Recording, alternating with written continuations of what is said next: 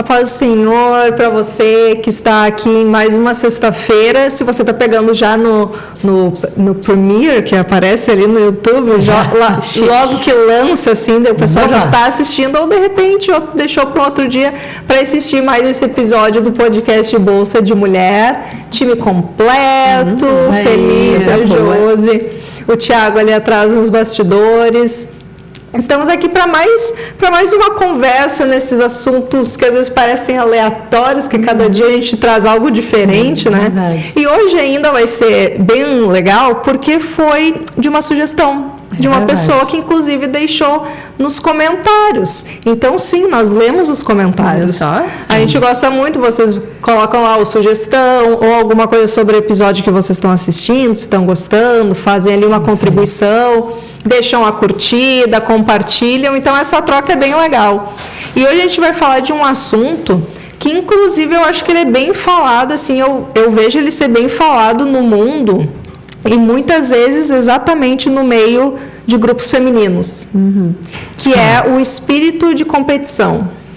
Muitas vezes, lendo essas revistas ou às vezes postagens, o pessoal falando, né, que existe no mundo inteiro, sendo homem e mulher, sim, mas muitas vezes a mulher tem muito essa coisa da comparação e de querer ser melhor.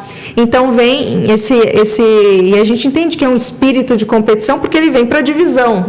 Sim. Então não é algo bom de, olha ali o que ela está fazendo, mas eu sei fazer melhor.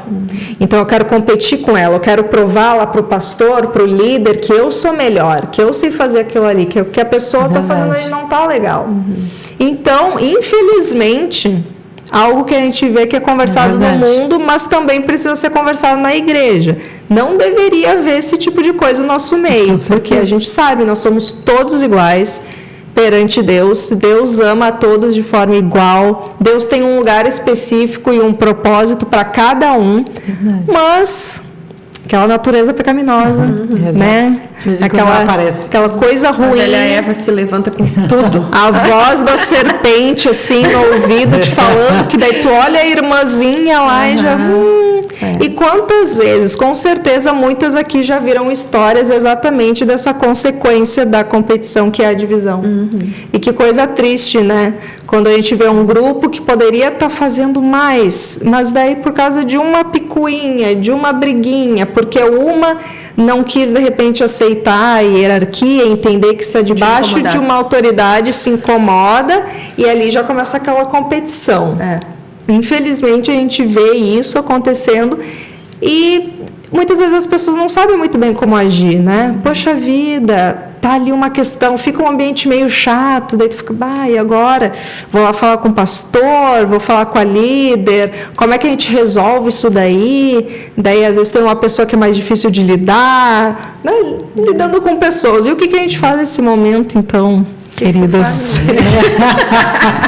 Como é que a gente... Eu sempre digo o seguinte, que nós somos diferentes.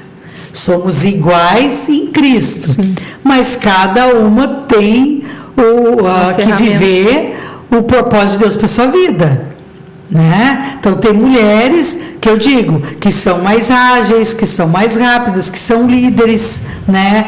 Outras mulheres, né, tem outro perfil de trabalho, e quem trabalha com liderança tem que saber trabalhar com todas de igual modo e tratar todas por igual. Porque muitas vezes a competição vai daquilo quem faz melhor e quem, né, aparece mais, né, como eu vou dizer. A própria Bíblia já mostra isso, né? Tem uma mãezinha abençoada que chegou a Jesus, o seguinte, assim, eu tenho 2 filhos. Eu gostaria de ver assim a possibilidade de eu botar um à direita ou para a esquerda. Aí tu fica pensando assim, tá, mas o que é isso? E um parênteses, porque agora eu vou ter que falar, na série The Chosen, porque eu assisti não faz muito tempo, mostra essa cena, e Jesus fica assim, como quem diz, mas ninguém entendeu nada do que eu tô falando. Tu vê assim que Jesus fica triste e de certa forma irritado, porque ele pensa, mas é isso daí que tu tá me pedindo, não, é o oposto do que eu tô ensinando. Exatamente. Gente, Jesus realmente diz um pouquinho, vocês não entenderam coisa nenhuma. Eu não vim para isso. Quem vai sentar na direita, quem vai sentar na esquerda, quem vai no banco, quem vai sentar no púlpito, quem vai sentar embaixo. Então as pessoas, parece que elas valorizam aqueles cargos de maior visibilidade, vamos dizer assim. E eu digo assim que no corpo de Cristo todos nós somos importantes. Mas o melhor é quando você faz e faz bem e faz para a pessoa certa. O que a Bíblia diz? Tudo que vocês fizerem, façam para Deus e não para os homens. Então a competição, eu digo assim, ela não é saudável. Por quê? É porque quando você quer ser melhor do que o outro, e isso muitas vezes traz o quê? Você vai fazer alguma coisa para se sobressair aquela pessoa. Aí você muitas vezes vai levantar calúnia, mentira, você vai fazer fofoca, você não vai ajudar aquela pessoa, né? Se eu sou uma líder e eu tenho pessoas que me cercam, essas pessoas têm que me ajudar para que aquilo aconteça, para que aquilo seja uma bênção. Aí se eu tenho uma pessoa que está fazendo um trabalho exatamente oposto, para que eu não consiga, para que as coisas não aconteçam, para que dê tudo errado, para quê? Para que você diga assim, eu não avisei, eu não falei, ela foi se meter a fazer, eu não disse que eu fazia melhor. Né? Então essa competição assim, ela é muito perigosa, né? Porque ela traz outras coisas junto com ela, né? Que são essas outras coisas que vão trazendo e acarretando problemas, não só para a pessoa que está sendo atingida, mas para o corpo todo. E traz também um sentimento ruim, que é a ingratidão, né? Total. Exatamente. Porque olha só, Deus vai usar as pessoas em diferentes áreas e isso é necessário. Quando ele fala do corpo, fala que o corpo precisa do minguinho, precisa do pulmão, precisa das pernas. Sim, precisa de tudo. E o que isso quer dizer? São funções diferentes, são formas de atuação diferentes. Então, falando da parte ministerial, né? Sim. Por exemplo, que nem tu estava falando dos talentos, o desafio que é liderar pessoas com talentos diferentes. Essas pessoas precisam ter um entendimento de que talvez vai ter a fulana que vai se destacar porque fala muito bem, porque tem uma boa oratória, e essa é a forma que Deus vai usar ela. Só que não é porque eu não falo bem que Deus não vai me usar. Só que talvez vai ser em outras áreas. Só que se eu olhar para minha irmã e eu querer aquilo que ela tem, eu vou me tornar ingrata com o que Deus deu para mim. Exatamente. E quem sou eu para questionar aonde Ele quer me usar? E o que Ele me deu de talento? Ou a personalidade que Ele me deu? Porque tem pessoas que olham para... Nossa, eu queria ser a Camila Barros e pregar que nem ela. Mas não consegue nem falar em público. Isso não é para ti. Não é aí que Deus talvez vai te usar. É outra... eu queria cantar que nem a Ishla, mas é toda desafinada. E aí tu entra na zona da comparação. Claro, eu usei como parâmetro coisas mais difíceis. Mas às vezes a gente está usando a irmã do lado. Aí eu queria falar que nem a Carol. E aí eu começo, toda vez que a Carol fala, ela fala melhor que eu. Daí eu vou me retraindo só um pouquinho. Deus quer usar a Carol da forma dela, mas Deus vai ter uma forma que Ele vai me usar. Então isso gera ingratidão a mim. Gera a insatisfação. Exatamente. A comparação. É tudo coisas que vão nos abafando, vão nos botando numa zona que a gente não consegue daí crescer. E uma coisa que eu vi uma vez isso, e eu trago pra mim assim, eu tenho espírito de competitividade comigo mesma. Eu sou a pessoa que eu quero ser melhor que ela. Todo dia. E se eu botar isso como meta de vida, é o que eu tenho feito. Eu preciso ser melhor do que eu fui ano passado. Eu preciso amanhã ser melhor do que eu fui hoje. Se eu botar como parâmetro a minha vida, como eu tenho agido, o quanto eu tenho buscado, me dedicado ao ministério, se eu botar como parâmetro eu mesmo, essa vai ser uma boa competitividade. Eu estou usando a palavra mais difícil. Uma boa competição. Porque se eu competir comigo mesma, eu não vou ter rival. Eu vou ter objetivos crescentes, metas crescentes. Então, aí eu vou estar olhando só para mim. Aí a minha irmã crescer não vai ser um problema para mim, porque eu tô vendo o meu crescimento. Exatamente. A irmã Felícia se desenvolver e, nossa, aí eu vou conseguir até me alegrar com a conquista da minha irmã. E às vezes a gente tem dificuldade, de se alegrar quando vê Deus levantando. Mulher é muito forte isso.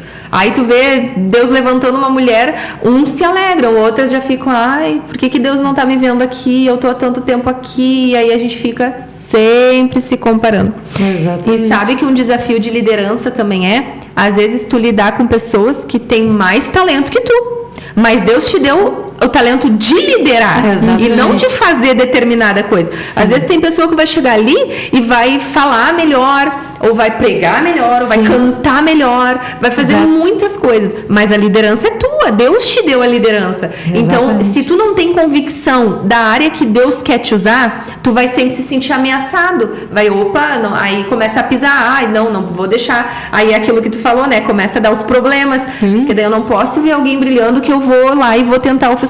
Agora, quando a gente tem convicção daquilo que Deus nos chamou, do que Deus nos deu, a gente nunca vai se incomodar em ver Deus levantando alguém de forma linda, Deus usando alguém de forma bonita. Então, a gente precisa ter esse cuidado da forma com que a gente está vendo aquilo que Deus nos deu. Exatamente. O que Ele quer fazer através da minha vida. Então, eu tenho que ter essa visão assim, é aqui que Deus vai me usar, eu vou trabalhar aqui então, vou fazer esse lado aprimorar na minha vida.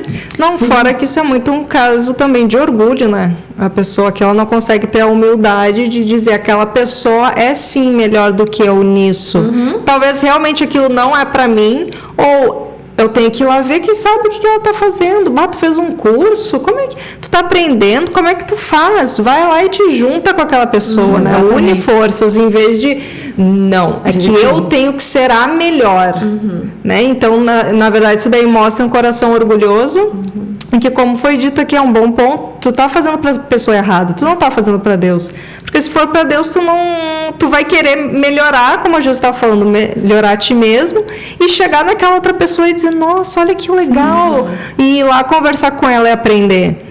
Agora, se tu está fazendo para os outros, é essa competição de tem um vencedor e tem um perdedor, e eu é que tenho que estar vencendo. Então, eu tenho que ser melhor que ela, e daí, o pastor vai me notar, o líder vai me notar. Só que o líder, sendo espiritual, ele já vai perceber que ali é enrosco. Mas é aquele ponto que a gente estava falando, né, de você entender qual é o teu lugar. Eu acho que um grande exemplo que a gente tem de João Batista. Que João Batista, os discípulos dele, hoje João Batista não quer dizer nada, não, mas tem uma pessoa ali que está fazendo isso, está curando e está batizando. Aí o João Batista disse a eles assim: importa que eu diminua e ele cresça, para isso eu vim. João Batista sabia qual era o papel dele. Eu vim para preparar o caminho para Jesus. Então, esse que veio, né? Perguntem para ele, né? Sobre que se ele era aquele que devia de vir. E Jesus diga para João Batista que os cegos veem, os coxos andam, né, as pessoas são salvas, o evangelho está sendo pregado. E João Batista disse: sigam ele. Chegou o momento de vocês seguirem a Jesus. Eu já fiz a minha parte, eu preparei o caminho. Então a gente tem que lembrar também quantas pessoas prepararam o caminho para nós chegarmos onde nós estamos. Quantas pessoas prepararam o terreno, né? E Paulo fala, né? Apolo plantou, né? O outro veio e rega, né? Mas quem dá o crescimento é o Senhor. Na realidade, todos nós somos servos. Mas cada qual, quando a gente entende qual é o nosso lugar, tem pessoas que não sabem o seu lugar, né? Ficam meio que perdidos, né? Fazer tudo. Tem que fazer tudo, e aí e a gente já falou sobre isso no podcast, sobre frustração, e se frustram, né? Então, e o pior de tudo isso, né? Que a gente está falando assim, é quando essa pessoa quer derrubar a outra de alguma forma, né? Não entende que aquele é o momento que Deus deu para ela, né? Veio uma pessoa antes. Quantas pessoas chegaram antes de nós? Gente, pelo amor de Deus. A gente não inventou a igreja já passou mais de 100 anos. Quantas pessoas pagaram o preço? Né? Quem é que estava aqui quando a igreja em Alvorada era de madeira? Uma igreja simples, de madeira, não tinha todo o conforto que a gente tem hoje, tem ar-condicionado, tem, né, cadeira estofada, tem telão, tem tanta coisa disponível, tem mídia, tem rádio, tem isso, tem aquilo, tem tanta coisa boa, né? Quantas pessoas chegaram antes de nós? Então, valorizar aquela pessoa que chegou antes, e a pessoa que chegou antes e deixou o trabalho, abençoar aquela que vai fazer agora. Não, eu abençoo a vida dela, que ela faça mais do que eu fiz, que ela consiga fazer o que eu não consegui fazer. Senhor, abençoa aquela pessoa que está no meu lugar agora. E não torcendo contra, tomara que ela quebre a cara, tomara que ela não consiga fazer, né? Então fica torcendo para aquela pessoa não conseguir fazer a obra, não conseguir fazer aquele trabalho. Mas né? aí, na Isso verdade, tu tá torcendo contra o reino, né? Tu tá jogando contra. Exatamente, não é contra a pessoa, né? Porque a Bíblia diz assim, que você tem que colocar o teu próximo acima de ti, não abaixo. E amar o teu próximo como a ti mesmo. Então, só um pouquinho, se eu amo meu irmão, eu quero ver ele prosperando, eu quero ver Deus abençoando, né? Eu quero ver que tudo dê certo. Para que a igreja prospere. Para que a igreja prospere. Quando você faz isso contra alguém, seja numa liderança ou não, mas quando você faz algo contra, você está fazendo algo contra o reino, porque a pessoa está trabalhando para a obra. Exato. Não está trabalhando para si mesma. Quem vai sofrer talvez o dano vai ser o trabalho. Trabalho, tu a igreja, acha que tá prejudicando a pessoa, mas tu tá aí, inventa de colocar a mão no reino de Deus para ver, tá? Olha onde tu tá te metendo, pelo amor de Deus. Exatamente, Às vezes puramente por ciúmes, né? Por ciúme, por aquela coisa, não, no meu tempo ali, quando eu era líder, era melhor. Mas, meu Deus, o que a gente quer ver são as almas sendo salvas, né? E se a gente for pensar, antes ainda de Adão e Eva pecarem, o sujo do Satanás, que estava lá com Deus, o que ele fez? Não tá bom só isso daqui para mim. Quero mais. Sim. Quero mais. Não se contentou com o que tinha, que era muito, e olha só o que virou. E Perdido para sempre, vivendo no inferno para o resto da eternidade. E começa com isso. Eu não estou contente aqui, eu quero mais, não, porque na verdade aquela ali, não, mas eu sei, eu faço. Foi a mesma semente que ele usou, lançou no coração de Adão e Eva, né? Para Eva ele disse, na verdade é que se vocês comer, vocês vão ser igual a ele. Ele usou a mesma arma que moveu o coração dele, querer ser igual a Deus, querer fazer o que Deus faz, mas ninguém não ia ser. E aí ele foi lá e plantou isso no coração, porque no fundo ele sabia que aquilo mexeu tanto com ele a ponto de ele pecar e ali começar o pecado, a raiz do pecado. Ele foi lá e lançou a semente dele no coração de Eva na mesma coisa. E até hoje as pessoas caem na mesma ideia, né? E daí fica nessa coisa que daí tu vê que a pessoa não tem a visão do reino, né? E da visão de que a gente está nessa terra por um tempo, por um período. Vai ter tanto faz se tu foi líder um dia na vida ou se não. O que importa é aquilo que tu colocou do que Deus te deu e tu devolveu para o reino. Então, tu faz, se era o primeiro tesoureiro, se era o segundo, se era o diácono, se era a irmã que recolhe. Isso não importa. O que importa foi o que tu deixou ali, do que o próprio Deus te deu, né? Do talento que ele te deu. E às vezes a gente está tão preocupado com o que Deus está fazendo na vida do nosso irmão, né? E está perdendo de buscar para si mesmo. Exatamente. Buscar para ti, busca pelo teu ministério, pede novas revelações para Deus, dons espirituais, que daí tu tira o foco do que Deus está fazendo no teu irmão. Quando Jesus falou para Pedro e falou algo referente até inclusive sobre a morte dele, né? Como seria possivelmente a morte dele. E o que ele faz? Ele pergunta, e aquele ali, qual vai ser o final dele? Sim. Tipo, pra te ver, sabe? Sim. Jesus como isso é forte no ser humano. Não te interessa? Sim. Tu falou pra mim, mas e com ele? Vai acontecer com ele também isso aí? Aí Jesus responde, o que te importa saber dele? Se eu quiser que ele viva até que eu volte, isso não é da tua conta, Pedro. Quase isso que Jesus falou. Cuida do teu. Parafraseando, foi exatamente isso que Jesus disse. Você não quer saber da vida do outro. Não existe cuida da tua vida. Não existe a rede social, mas as pessoas já estavam cuidando da vida dos outros, né? Fofoca também é um negócio que existe desde sempre. Fora do comum. E às vezes tem uma pessoa que está sendo mais abençoada, sabe por quê? Porque realmente ela ora mais, ela busca mais. O foco dela não está no outro. Daí outra pessoa fica, olha lá que coisa, né?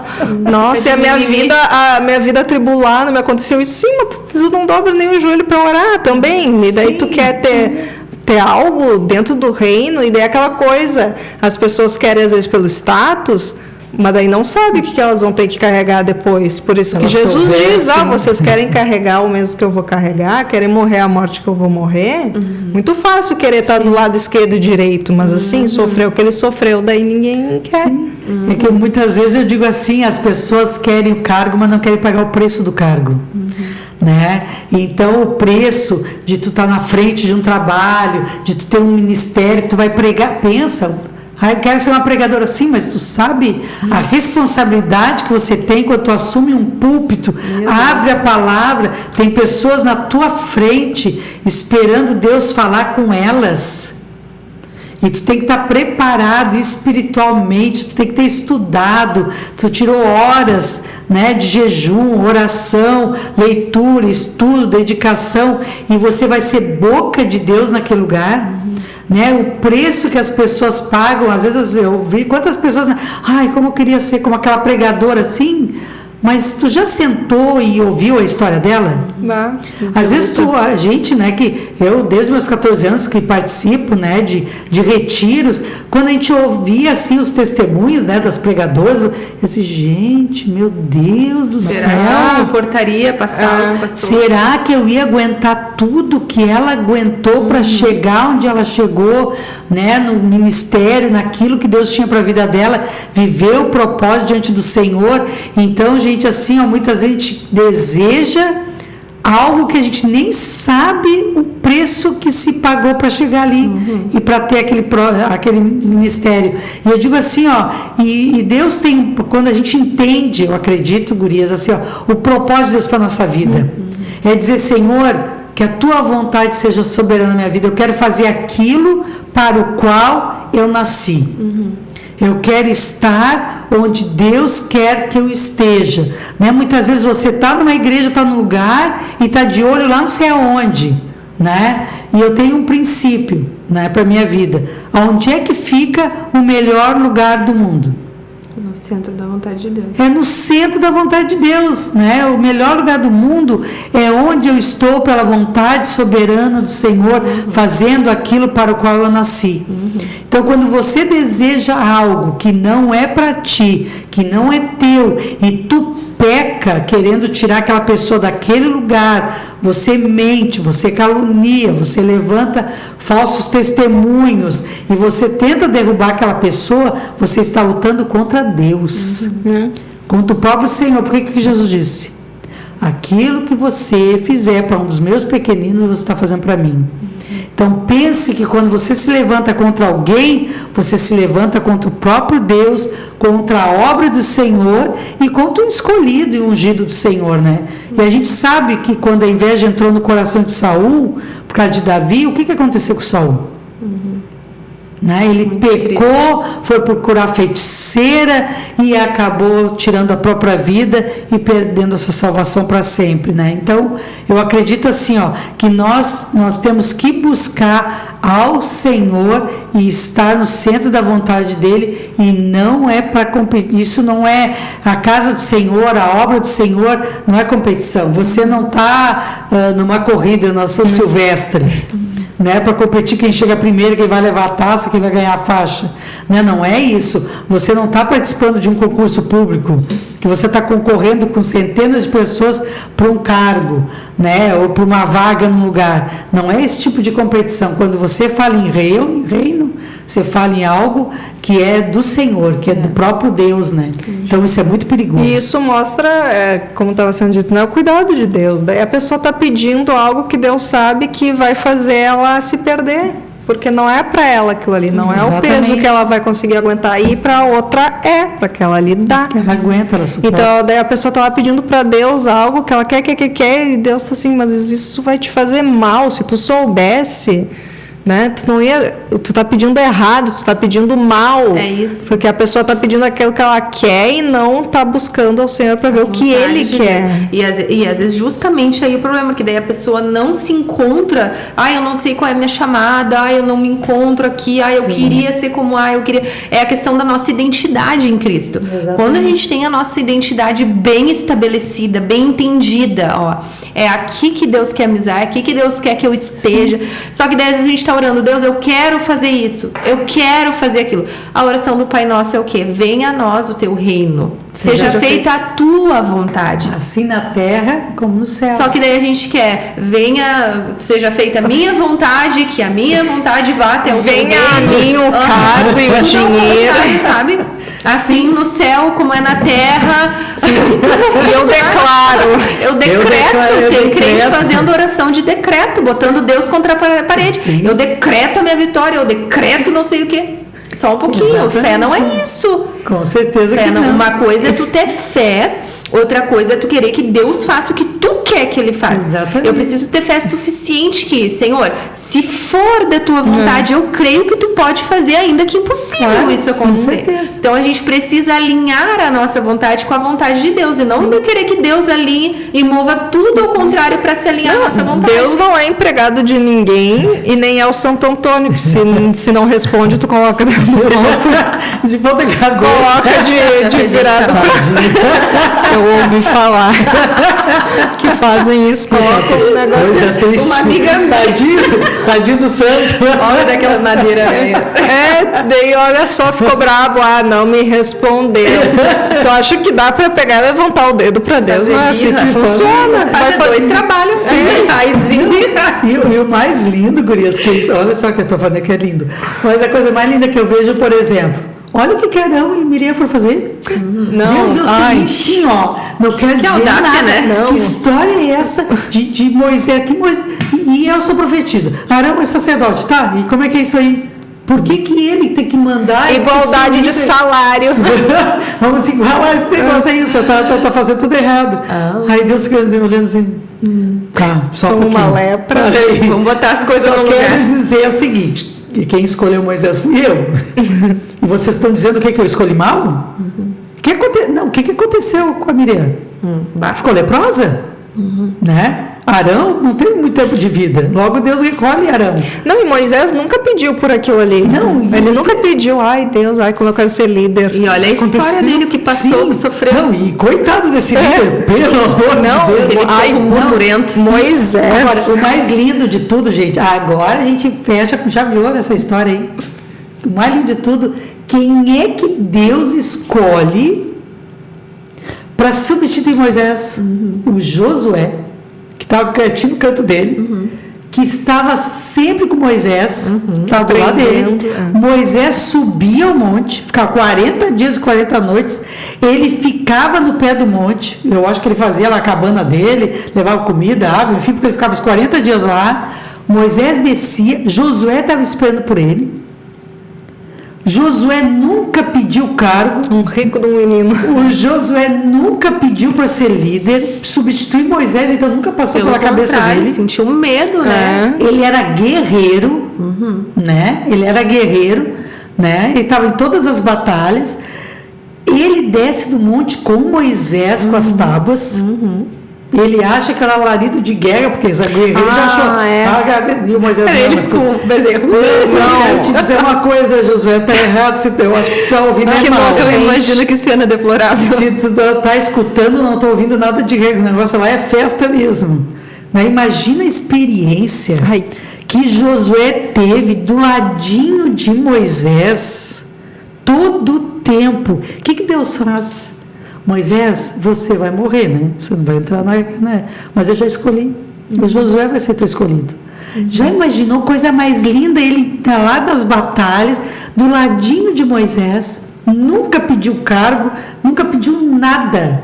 E Deus olha e escolhe aquele rapaz. Mas porque ele queria Deus, né? Porque ele via Deus, ele ficava do ladinho do líder o tempo todo. Então eu acredito, gurias, você que está assistindo aí, a gente precisa ficar ao lado do líder, né? Todo o tempo do lado de pessoas que servem a Deus de coração, com interesse de coração, porque eu digo assim, ó, você não sabe o dia de amanhã. É como eu digo, né? Eu estou em Alvorada, mas não sou de Alvorada. O dia que o Senhor Deus aprover nos tirar daqui, eu não sei quem vai vir. Eu não sei como é que a diretoria vai ficar. Mas uma coisa eu sei, que a obra do Senhor vai prosseguir. E eu vou orar, Senhor, que essa pessoa prospere muito mais do que eu, que faça muito mais que eu, que ela seja muito mais abençoada do que eu, porque eu trabalho para o corpo de Cristo, e eu trabalho para o Senhor. Essa é a visão que eu e você precisamos ter, e não de competição. A pessoa que vier depois de mim fica torcendo que a pessoa não consiga, que ela não faça, que não prossiga. E o trabalho do líder é o quê? Preparar pessoas para estarem depois que eu sair.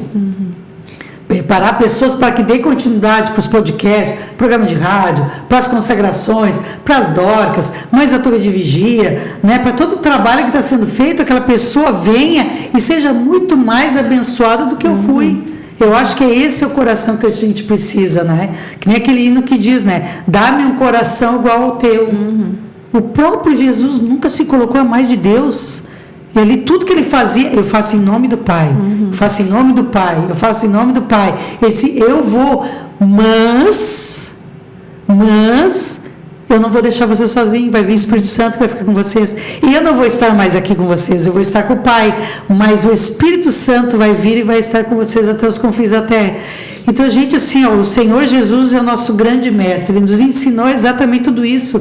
O Jesus era o Filho de Deus e se colocava como servo. Em Filipenses, acho que é 2:9, que fala que ele não teve por usurpação ser igual a Deus, antes ele despiu-se de sua glória. Exatamente. Olha o exemplo de humildade, ele Exatamente. tinha toda a autoridade, ele podia ter, mas não, ele despiu-se de sua glória, se fez homem, Exatamente. desceu. Então, como tu disse, ele é a nossa maior inspiração. Se a gente estiver olhando para ele, a gente vai saber como se portar, como conduzir, como viver o nosso ministério, a nossa chamada, entendendo o nosso lugar, glorificando o nome dele com o que ele nos deu, através da ferramenta que ele nos deu, não querendo usar a ferramenta do outro. Olha Davi, quando chegou lá na batalha, né? Saúl disse, não, tá bom, eu não tenho muita escolha. Tá, eu deixo tu enfrentar ele. Vem cá botar minha armadura. Botou a armadura nele, ele não sabia nem caminhar com a armadura de Saul. Aquela não era a vida dele. Ele não era um guerreiro. Os irmãos deles não era do tamanho dele. Exato, os irmãos deles eram. Ele só era um pastor de ovelha. Ele sabia usar o quê? Uma funda. Pronto. Deus usou ele com a ferramenta que ele tinha. Era o que ele tinha. Moisés, o que tu tem na tua mão? É um cajado? Tu vai usar o teu cajado. E assim Deus faz. Deus usa as pessoas com as ferramentas que ele dá. Pedro, a impulsividade dele, né? Sim. Que tanto foi um problema, depois de revestido pelo Espírito Santo, foi a ferramenta que encorajava ele a levantar com autoridade, pregar e num sermão 3.000 almas, no outro 5.000 almas, e te levanta, coxo, tá curado. Então, assim, ó, Deus vai usar a nossa personalidade a nosso favor, vai usar as características que talvez para mim é um problema. Se eu estiver revestida pelo Espírito Santo, aquilo vai se tornar a ferramenta. Talvez eu vou olhar, mas é só uma funda, o que se faz com uma funda? Não, Deus vai tocar aquela pedra no lugar certo, vai atingir o alvo certo para derrubar o inimigo. Então a questão é eu ter convicção da ferramenta que Deus me deu e deixar que ele me use com ela. E Davi, né, se tu for pensar, imagina se ele ficasse lá um tempão reclamando, puxa vida, não deu essa armadura, ai agora, por que eu não sou? Olha o rei Saul, o grande rei Saul, só tem uma funda. Ele não pegou e isso daqui não deu, então vamos ver, a funda pegou umas pedras, não ficou murmurando, não ficou incomodando ninguém, não ficou se comparando, ele foi lá e fez o que ele tinha ido fazer. Ele foi ousado, disse, não, eu vou enfrentar, não deu com essa ferramenta, eu vou usar essa daqui, e ele chega para me fugiu o nome. Para Golias, né? Ele fala, basicamente, né, tipo, isso daqui é o exército de Deus, acho que tu tá te metendo com quem? Tu tá vindo com vocês falando. Tipo, lero, né? Só faltou dar uma risada como tá engraçado o Golias. É muito engraçadinho. Não, ele sabia, ele só ia ser instrumento, mas de alguém que era muito maior do que ele, né? Então, eu acho que essa é a ideia que a gente tem que ter, entender o nosso lugar, saber quem a gente é. Exato. E pedir que o Senhor é que venha nos dar o discernimento, o entendimento de onde nós temos que estar e olhar para a pessoa do lado realmente como é um irmão, é alguém com quem eu vou dividir o céu, né? Uma pessoa com quem eu quero compartilhar dessa vida em vez de dividir, não é esse o nosso desejo. É isso, é a pessoa, mas irmã, eu tenho promessa de Deus de ser uma pregadora, de ser isso e ser aquilo, enfim, né? Amém, glória a Deus, mas espera o momento certo. né? Deus guarda no secreto, a promessa te é do prepara. Senhor, é isso mesmo? Ok, espera a hora certa, espera o momento certo. Davi foi ungido rei e já não saiu lá garganteando. Eu não vou cuidar de ovelha? Eu fui ungido rei? O que eu vou fazer lá? Ele voltou para as ovelhas dele, ficou na dele, foi para lá, né? Ainda levou-lhe, né, uma atravessada lá do irmão dele, enfim, né? Tá, venceu Golias, não saiu de lá pulando, diz, agora Saul quer tirar essa coroa da tua cabeça, porque eu venci Golias, eu fui ungido rei, agora o senhor, por favor, me dê o seu lugar. Davi não fez isso. E levou muito tempo o processo até ele virar rei, né? E nunca fez nada contra Saul, foi perseguido, aquele coitado. E não foi falta de oportunidade, né? Ele teve a oportunidade de matar Saul, mas ele disse, eu não vou tocar no ungido do Senhor. Olha só, né? Ele tinha convicção do que Deus tinha chamado ele, ele sabia que era no tempo de Deus que ia acontecer, que ele não ia precisar colocar a mão dele, intervir, fazer nada. Querer a justiça própria, né? Porque se fosse pensar ali, Saul já estava fazendo coisa errada, mas ainda assim ele falou, não, Deus permitiu que ele fosse rei, então eu não vou tocar nele. Exatamente. Por isso que o Davi tinha coração segundo o coração Ter de Deus. essa consciência, essa maturidade, isso aí não é para qualquer um. Tem verdade. que buscar no Senhor. Tem que... E ele era muito jovenzinho quando foi ungido. Era adolescente, né? 17 anos de idade. Menino Davi. Mas então, nós esperamos que vocês aí tenham gostado desse assunto, desse papo, que tenha te edificado. Deixa aí nos comentários também os teus pensamentos sobre isso, de repente um outro até personagem da Bíblia que a gente não citou e que se encaixa nessa situação, para a gente ir compartilhando e edificando umas às outras. Então, muito obrigada a todos os presentes que estão aqui em mais esse episódio e a gente se vê na próxima, então. Deus abençoe. Deus abençoe.